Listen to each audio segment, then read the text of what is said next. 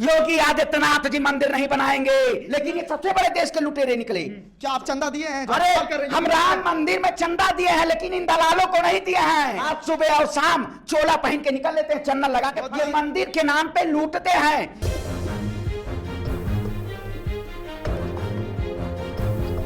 चंपत राय को लेकर, अनिल मिश्रा को लेकर क्या कहेंगे? जो घोटाला सामने आया है, ट्रस्ट का पैसा जो लोगों ने अपने मनोकामना पूरा करने के लिए मंदिर में दान दिया, और उस पैसे को आप घपलेबाजी कर रहे हैं। सीता माता रो रही थी भाजपा के काम से, सारा चंदा ले गए मेरे पति के नाम से। चंपत राय जी तो चंपत कर गए, इन्होंने तो चंदा के नाम पे चौपट कर दिया है। ये नाम धर्म की राजनीति केवल करते हैं, भगवान राम की बात करते हैं आप, लेकिन ये सबसे बड़े स्वार्थी। अरे भाई पत्रकार महोदय, 2 दूना 4 हो सकता होगा, 2 तिहाई 6 हो सकता है। अरे 15 मिनट में 2 9 18 कहां डाले कहां निकाला? 2 9 18 है। दिलीप मंडल एक वरिष्ठ पत्रकार है, वो ये कहते हुए उन्होंने अपना पोस्ट किया कि जो चंदा दिए हैं जो लोग, वही सवाल कर सकते हैं। ऐसा सवाल उन्होंने किया है। क्या आप चंदा दिए हैं? अरे हम राम मंदिर में चंदा दिए हैं, लेकिन इन दलालों को नहीं दिए हैं जो अपना पेट भर रहे हैं। हम अयोध्या की पावन धरती से हैं, हम मंदिर में जाके चंदा दिए, मंदिर में ईंट लगाएंगे, भगवान राम के लिए मेहनत करेंगे, हम ईंटा गाड़ा वहां पे जोड़ेंगे, हम मंदिर बनाएंगे। भारतीय जनता पार्टी मंदिर बनाएगी तो कौन बना रहा है? हम बना रहे हैं। हम अपना मेहनत करेंगे, ईंट लगाएंगे। हम ये नहीं है कि जनता से चंदा मांगेंगे और अपना पेट भरेंगे। जैसे आपने प्रधानमंत्री केयर फंड का देखा, चंदे के नाम पे देश ने 1000 रुपए 500 रुपए सभी लोगों ने देने का काम किया, लेकिन भारतीय जनता पार्टी एक ना वेंटिलेटर दे पाई, ना ऑक्सीजन दे पाई, ना आज के वक्त में ये सरकार रोटी और कपड़ा देने की बात करी, कुछ नहीं। ये धर्म के व्यापारी, इनको भगाने का काम है। और आप लोग समझ लीजिए, हिंदुत्व कभी खतरे में नहीं है, ये भारतीय जनता पार्टी खतरे में है। इसको उखाड़ फेंको। वो तो कह रहे राम राज है, सब अच्छा चल रहा है। अच्छा, राम राज्य है। राम राज्य में लूट तंत्र का काम किया रहा है, अयोध्या में वो राम राज्य नहीं दिख रहा है। वहां समझिए, दशरथ जी ने जब वो दिया था राम भगवान को 14 बरस का वनवास दिया था, 14 बरस का उन्होंने जंगल में व्यतीत किया था, सारे राजपाट को त्याग दिया था। आखिर भारतीय जनता पार्टी इतनी बड़ी राम राज्य की कल्पना करती है तो 7 ही साल में इसका बंटाढार है। अरे 14 साल तो छोड़िए, 7 साल में बंटाढार हो गया इस सरकार का। राम सत्य के मार्गों पर चलते थे, ठीक है। उनके शासनकाल में राम राज्य की कल्पना ये होती है, सबको रोटी, इंसानियत हो, मकान हो, रोजगार हो, सब लोग सुखी हो, अधर्म का नाश हो। लेकिन भारतीय जनता पार्टी के शासनकाल में सबसे ज्यादा अधर्मी लोग बैठे हुए हैं। आप विधायक की बात कीजिए, या चाहे हिंदू युवा वाहिनी की बात कीजिए, या चाहे आप बजरंग दल की बात कीजिए, या खुद स्वयं भारतीय जनता पार्टी की बात कीजिए। और सबसे बड़ा जो उसके पीछे एक बहुत बड़ा राज है, वो संघ की बात कर लीजिए आप। चंपत दोनों में तो तकरार तो चल रहा है। तकरार क्या देखिए ना, संघ के आदमी, आखिर आप ट्रस्टी किसको बनाते हैं? चंपत राय, अनिल मिश्रा। हाँ, चंपत राय भारतीय जनता पार्टी के मिश्रा जी निगम पार्षद हैं अयोध्या से, ठीक है। तो आप उन्हीं को बनाते हैं कि घोटाला ऐसा किया जाए कि जनता को गुमराह करने का काम किया जाए।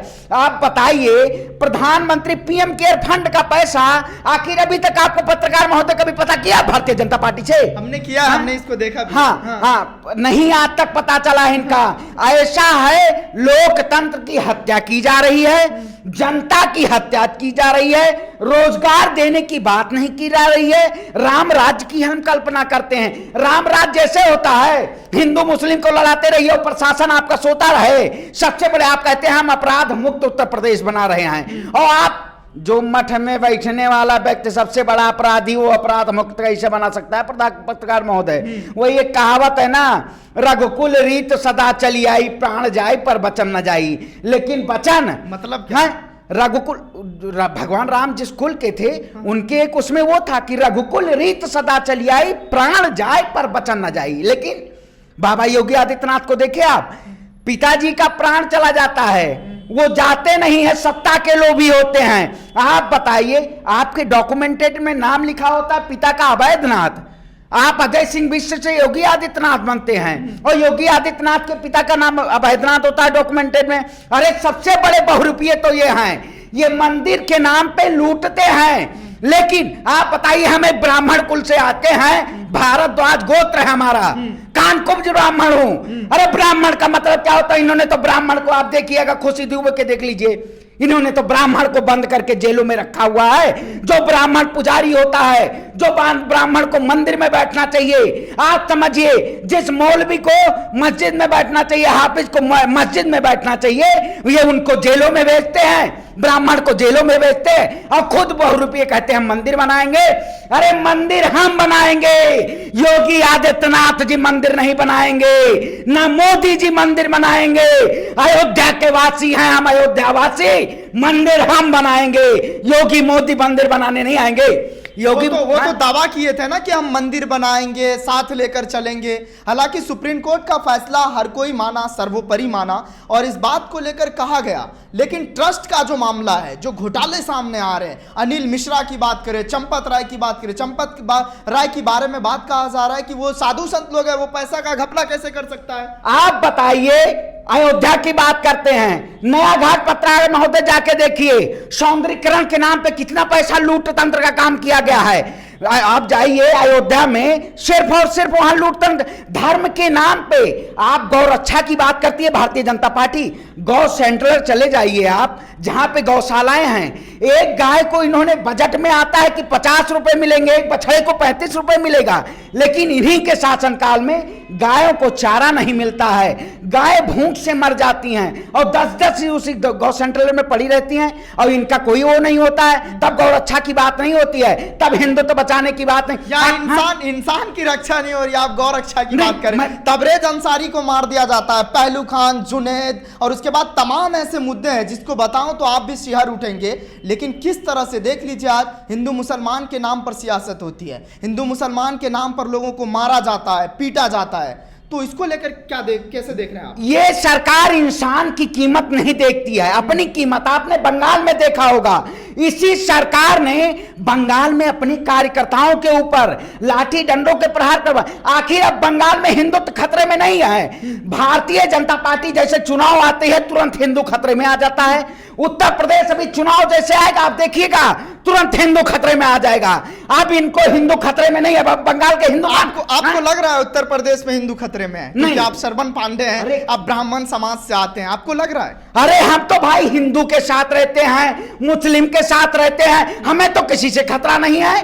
तो भारतीय जनता पार्टी ऐसे क्यों कह रही है? अरे वही तो देख नहीं रहे हो आप पत्रकार महोदय, बंगाल में हिंदू खतरा था चुनाव तक। अब आखिर हमारे गृह मंत्री जी आदरणीय अब क्यों जाके नहीं कहते हैं कि बंगाल का हिंदू खतरे में है, बंगाल की जनता हमें वोट दे, नहीं हिंदू खतरे में, सब काट दिए जाएंगे।